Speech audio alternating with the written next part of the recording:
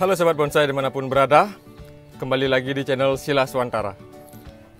Pada video kali ini saya akan menunjukkan bagaimana cara pengaplikasian pupuk Dekastar yang baik dan benar versi Sila Swantara. Sebelum kita lanjut, jangan lupa like, subscribe channel ini supaya lebih berkembang, dan juga tonton videonya sampai habis, jangan di skip ya, supaya informasinya nyambung.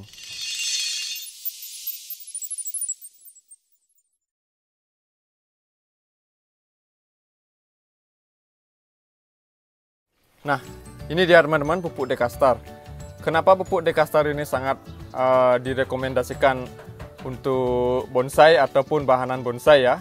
Karena ini merupakan pupuk slow release, di mana artinya pupuk ini akan melepaskan unsur haranya sedikit demi sedikit pada tanah. Dan ketika unsur hara pada tanah masih banyak, pupuk ini hanya melepaskan sedikit saja unsur hara yang dimilikinya. Entah teknologi apa yang dipakai dalam pengaplikasian pupuk ini saya juga kurang tahu ya, tapi salut buat yang menemukannya, sangat jenius ya. Nah, selain itu, kelebihan dari pupuk Dekastar ini sangat simpel ya teman-teman, dimana sekali pupuk itu bisa dipakai selama 270 hari ya, 270 hari. Di sini saya menggunakan pupuk Dekastar dengan perbandingan NPK dengan N-nya 17 atau natriumnya 17, fosfatnya 11, dan K-nya 10. Ada juga yang NPK-nya 13 atau berbeda-beda ya teman-teman, sesuai kebutuhan. Teman-teman bisa pakai yang mana aja, sebenarnya sama. Tapi di sini disesuaikan lagi dengan kebutuhan. Saya memilih yang N-nya lebih tinggi karena pada bahan bonsai yang saya punya seperti di belakang ini, kan kadar natrium itu sangat diperlukan untuk perkembangan vegetatif tanaman ya, dimana akan lebih cepat menumbuhkan daun-daun dan tunas-tunas baru pada tanaman, dan juga diharapkan batang-batangnya lebih cepat besar ya. Oke teman-teman, langsung saja kita eksekusi. Oke baiklah teman-teman, langsung saja. Dalam pengaplikasian pupuk Dekastar ini sebenarnya ada berbagai cara ya teman-teman. Ada banyak cara yang bisa dilakukan, dan setiap orang pun pasti punya cara yang berbeda-beda. Tapi untuk sekarang saya akan sharing bagaimana saya mengaplikasikan pupuk ini secara pribadi ya, yang saya selalu aplikasikan. Oke. Cara yang pertama yang bisa dilakukan yaitu dengan cara menaburkan pupuk di atas permukaan tanah ya. Habis itu ditimbun pakai media lagi.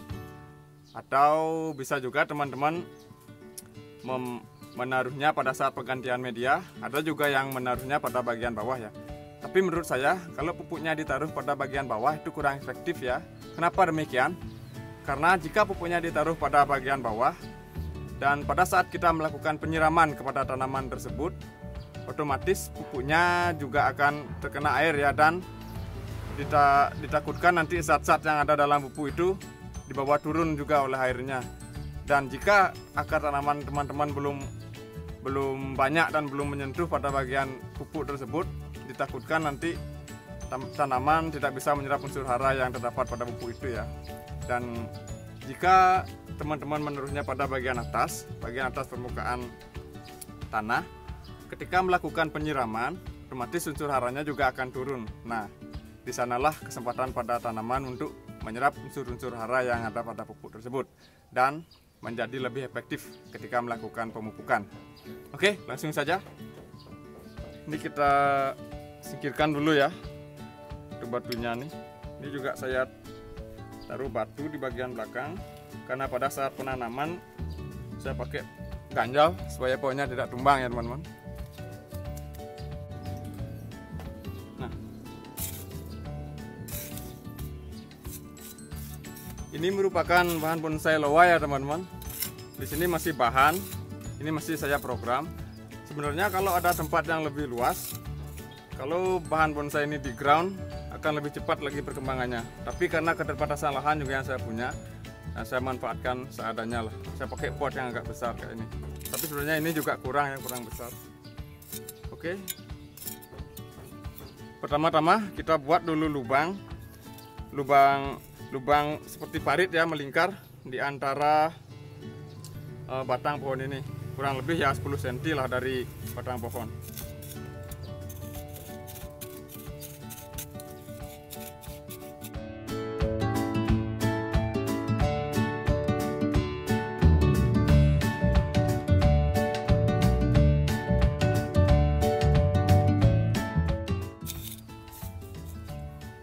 kita buat lubang seperti ini teman-teman.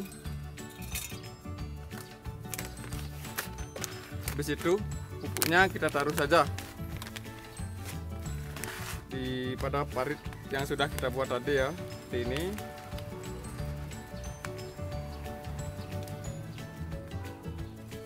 Kita taruh secara merata teman-teman.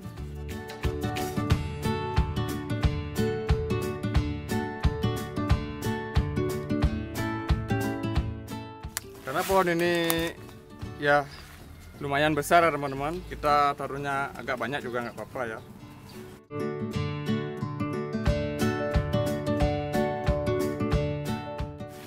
Nah, kurang lebih seperti ini teman-teman.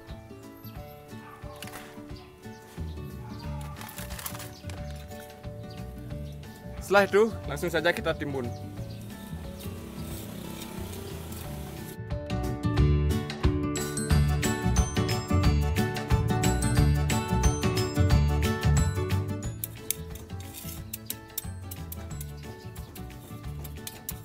Nah, mudah kan teman-teman? Dengan cara seperti ini, ketika kita melakukan penyiraman, pupuknya juga tidak akan berhamburan kemana-mana ya. Nah, ini salah satu cara yang sering saya pakai dan sampai sekarang pun masih saya pakai teman-teman. Karena saya rasa lebih efektif ya. Dan di sini saya tidak bermaksud menggurui. Di sini saya hanya menerapkan bagaimana saya melakukan pemupukan secara pribadi pada pohon saya. Dan jika teman-teman mau mencari referensi lain silahkan, masih banyak referensi di luar sana. Dan jika teman-teman merasa video tutorial saya kali ini cocok untuk diterapkan, silahkan diterapkan. Oke, sekian dulu video dari saya. Jika teman-teman punya pertanyaan, silahkan langsung tulis di kolom komentar. Dan juga jangan lupa like dan subscribe channel ini supaya berkembang. Dan sampai jumpa di video berikutnya. Salam bonsai Indonesia.